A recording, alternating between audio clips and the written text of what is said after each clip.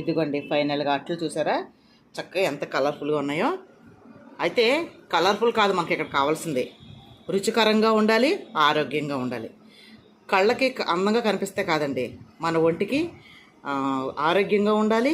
తర్వాత మనం ఎప్పటికీ కూడా మెడిసిన్ వేసుకోకుండా ఉండాలి. మెయిన్ అది కాపాడుకోవాలి.